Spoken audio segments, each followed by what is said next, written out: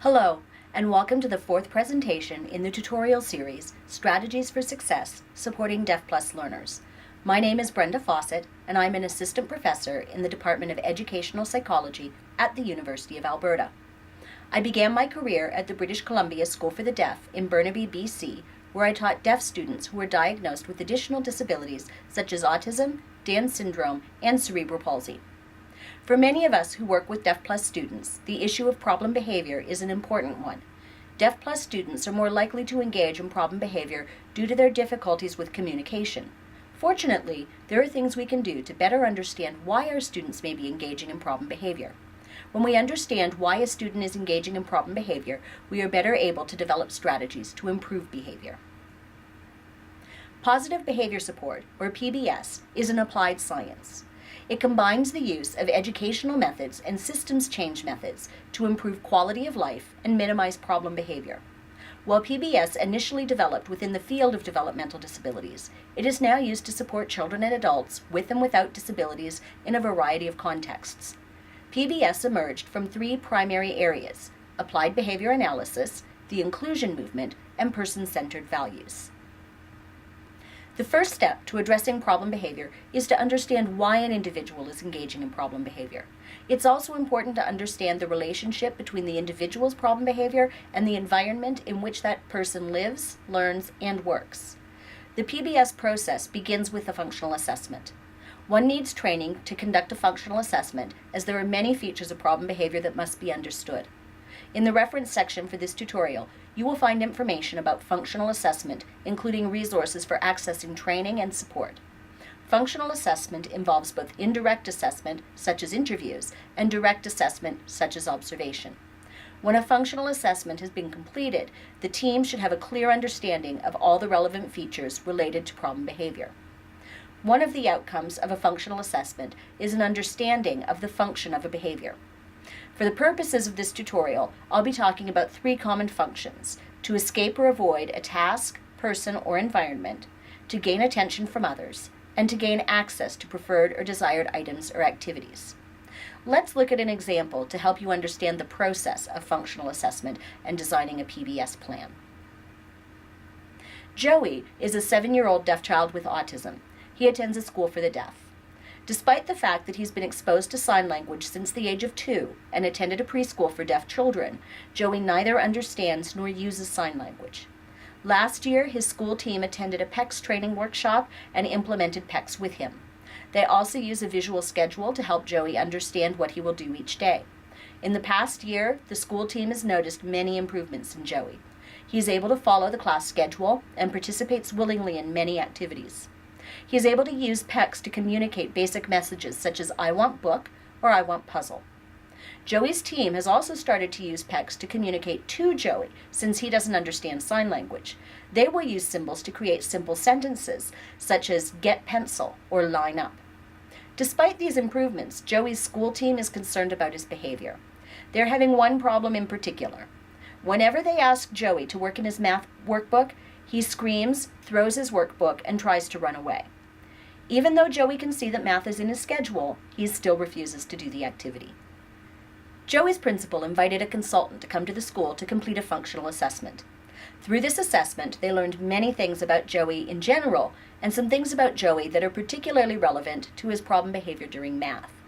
First, they learned some of the things that make it more likely that Joey will engage in problem behavior. These are called setting events. These are things that set the stage for problem behavior to occur, but do not actually cause problem behavior. Many of us have setting events. One setting event, common for many of us, is not having our regular cup of coffee in the morning. This doesn't mean that we'll engage in problem behavior later in the day, but does tend to bring us closer to the edge. For Joey, two setting events that are particularly relevant to the math routine are a lack of predictability and illness. If Joey doesn't know exactly what is going to happen next, how long he has to do a task, or what is expected of him during the task, he is more likely to engage in problem behavior. And, like many of us, when Joey isn't feeling well, he's likely to engage in more problem behavior. The team also learned about the antecedents, or triggers, for Joey's problem behavior during math. When a teacher or classroom aide gives Joey his workbook, he immediately engages in problem behavior. Giving the workbook is viewed as a task demand, something that Joey is being asked to do. so the request to do work in his math workbook is a trigger for Joey's problem behavior. The functional assessment process also defined the problem behaviors that Joey engages in. After being given his workbook, Joey screams loudly, throws the workbook across the room, usually several feet away, stands up, and tries to run away. If allowed to run away, Joey usually goes to the reading corner in the classroom where there are lots of soft pillows and some of his favorite books. Finally, the functional assessment identified the consequences that were maintaining or paying off Joey's problem behavior. When Joey engages in problem behavior during math, he is usually allowed to do a different task. In this sense, Joey escapes the math task and gets to do a more preferred task. While it may be easy to blame the school staff for letting Joey get away with his problem behavior, it's understandable why they do so. If they persist in their attempts to have Joey do his math work, Joey's problem behavior escalates. The only way to have a calm classroom is to let Joey do what he wants. However, the school team recognizes that this is not helping Joey learn how to behave appropriately or develop his math skills. That is why they sought assistance from a consultant. So looking at the assessment information for Joey, with the math workbook routine in mind, we see that when asked to work in his math workbook, the antecedent, Joey screams loudly, throws his workbook, and attempts to run away, the problem behavior, in order to escape doing math and to gain access to a preferred item or activity, the maintaining consequences. This is more likely to occur if the expectations and upcoming events are not predictable from Joey's perspective or if he isn't feeling well. Once we have a good understanding of the problem, we can then begin to develop a solution. Again, if you do not have experience or training in PBS, you will need to seek the assistance of someone who does.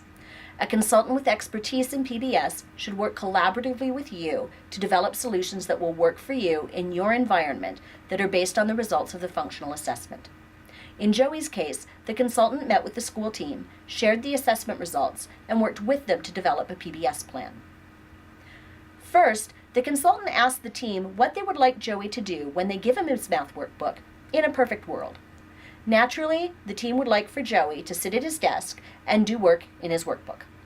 The consultant then referred to information from the functional assessment and with the team identified some things that Joey liked that could also be used to reinforce or increase workbook doing behavior. Joey likes praise and high five from his teacher. He also has some preferred activities such as reading his favorite books in the reading corner and playing on the computer. These are things that could be used as a consequence when Joey does do the work in his math workbook. Then the consultant explained to the team that it may take some time before Joey learns to do the work in his workbook without engaging in problem behavior. She explained that we will typically teach a student a better way to communicate the message that the problem behavior currently communicates. Right now, Joey's problem behavior essentially communicates that he does not want to do the work. The consultant asked the team how they felt about teaching Joey to ask for a break.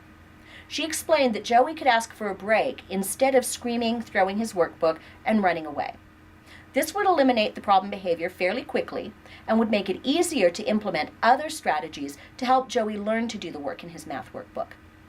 The consultant explained that, as it is now, Joey gets out of his work from math, so taking a break really won't make a difference in the amount of work that he's actually doing. The team agreed that this would be okay, so in the short term, Joey will be taught to ask for a break. This will be an alternative replacement behavior to replace the problem behavior. The important thing to note is that the alternative replacement behavior gets Joey exactly the same thing as his problem behavior, just in a more appropriate way. This diagram is called a competing pathways diagram and serves as the foundation for developing a positive behavior support plan. Let's look at the strategies the consultant identified in collaboration with Joey's school team. For each feature of the problem behavior, there needs to be one or more strategies. The consultant began by focusing on the setting events for Joey, a lack of predictability, and illness. Although Joey has a schedule that shows what will happen across his day, it seems as though he may need more specific information, especially related to math. The consultant asked Joey's team about ways that they could make the expectations more clear to Joey. After some consideration, the team thought they could circle only the problems Joey needed to do. They could also have a visual schedule just for the math routine that showed how many problems he needed to do. For example, if Joey had to do 3 problems, the schedule would have the numbers 1, 2, and 3 on it. That would help Joey understand how much work he needed to do. The team also thought it would be a good idea to show Joey that he could have a preferred activity after his math work is finished. In his math schedule, they could have a symbol for books or computer to show him that once he's finished his work, he can do something that he likes to do. In terms of illness, the team recognized that there was little they could do to change the fact that Joey was ill. He doesn't come to school with colds often, but when he does, he always engages in problem behavior when asked to do math work. The team decided that if Joey was ill, they simply won't ask him to do work in his math workbook and instead would give him other math-related activities, such as using the computer or playing a math-based board game. Then, the consultant directed the team's attention to the antecedent for Joey's problem behavior. In the math routine, Joey engages in problem behavior whenever there is a request to do work in his math workbook. The consultant worked with the team to identify strategies that would prevent Joey from engaging in problem behavior when requests were made for him to do his math work. They identified 3 strategies. First, they would use a visual timer called a time timer to show Joey when math would begin. This would make the transition to math less abrupt and would help make this transition more predictable. Second, they would use a visually mediated positive contingency statement.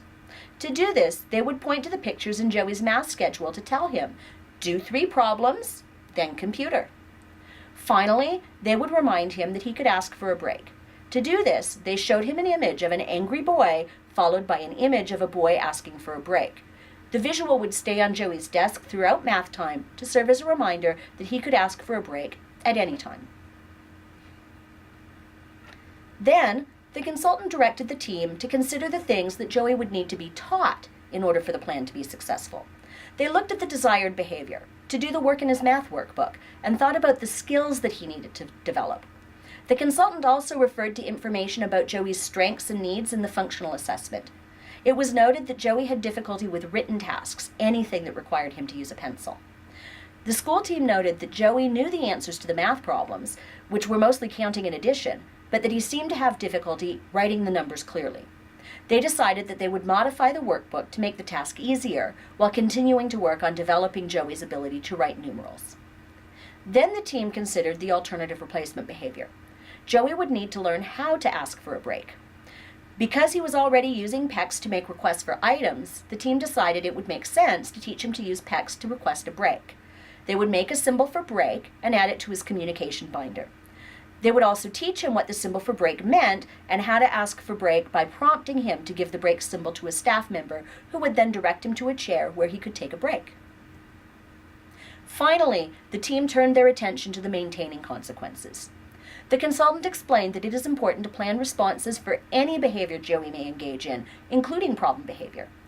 First, the team thought about consequences for desired behavior. If Joey did his math work cooperatively, school staff would respond by praising him, giving him high fives, and allowing him to engage in preferred activities such as reading books or playing on the computer. Then they considered the alternative replacement behavior. If Joey asked for a break, school staff would allow him to have a break. They would have a break chair that Joey could sit in, and when sitting in the break chair, Joey would not be asked to do math work. Finally, the consultant asked the team to consider the problem behavior.